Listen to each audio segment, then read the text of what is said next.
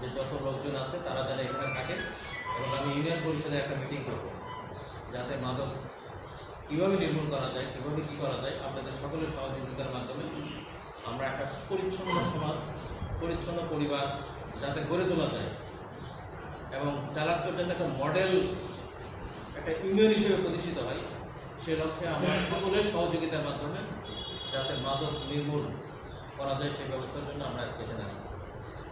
আপনাদের অনেকের কাছে অনেক তথ্য আছে, আমি যেটা বুঝতে পারতেছি আপনাদের অনেকের কাছে অনেক তথ্য আছে, আপনারা এই তথ্যগুলোকে শেয়ার করবেন। কারণ তথ্য নিজের ভিতরে রাখলাম কিন্তু শেয়ার করলাম না, তাহলে কিন্তু হবে না। এরকম করতে হবে যে আপনার সন্তানও যদি মাদক খায়, আপনার সন্তানও যদি অনলাইন গ্যাম্বলিং করে, আপনার সন্তানও যদি প্রেজিং করে, আপনি স্বেচ্ছায় আপনার সন্তানকে ধরে দেবেন। এর ফলে কি, তখন একটা মডেল হিসেবে কাজ হবে যে আপনার সন্তানকে আপনি দিচ্ছেন, মানে অন্যজনও তখন শিখা হবে যে যার যার সন্তান এই ধরনের কার্যক্রমের সাথে জড়িত, আপনারা তো সবচেয়ে বেশি ভালো জানেন। আমার সন্তান যদি এই কাজ করে, আমার সন্তান সম্পর্কে আমি যতটুকু ভালো জানবো আপনি সেটা জানবেন না। আপনার সন্তান সম্পর্কে আপনি যেটা জানবেন সে সেটা জানবেন। অন্য পাড়া প্রতিবেশী যারা আছে তারা তার সন্তান সম্পর্কে যতটুকু জানবো অন্য কেউ জানবেন।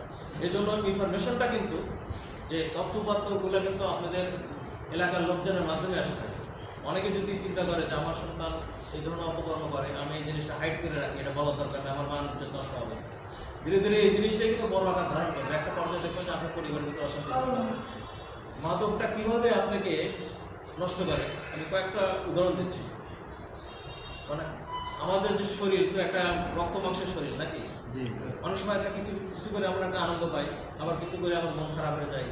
এই যে আনন্দের কিছু, মানে আপনার ক্রিয়েটিভিটি, সৃজনশীলতা, ভালো কাজ, খেলাধুলা, এগুলোর মাধ্যমে কিন্তু একটা আলাদা আনন্দ পাওয়া যায়। আবার কিছু খারাপ কাজ করেও কিন্তু আনন্দ পাওয়া যায়। কিন্তু এই আনন্দটা কি, যে মাদকটা কীভাবে আপনার মানুষকে নষ্ট করে। আমাদের শরীরে একটা রাসায়নিক উপাদান আছে কি, ডোপামিন। এটা কি, ডোপামিন। আপনি যখন কোনো খারাপ কাজে বা কোনো নেশাগ্রস্ত কাজে যখন আসক্ত হবে, তখন ওই ডোপামিনটা নিঃসৃত হয়, রাসায়নিক পদার্থ। তখন এটা কি করে, তখন আপনি সাময়িক একটা আনন্দ দিচ্ছে।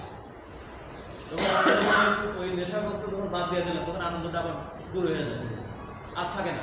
তখন আবার স্বাভাবিকের জন্য নিলে তখন একটা আনন্দ পায়। কিন্তু এটা একটা পর্যায়ে আপনার অনুভূতিকে নষ্ট করে দেয়, মানে ব্রেনটাকে নষ্ট করে দেয়, মেমোরি লস করে দেয়। তখন দেখা যায় যে একটা পর্যায়ে সে খারাপ হবে থাকে না।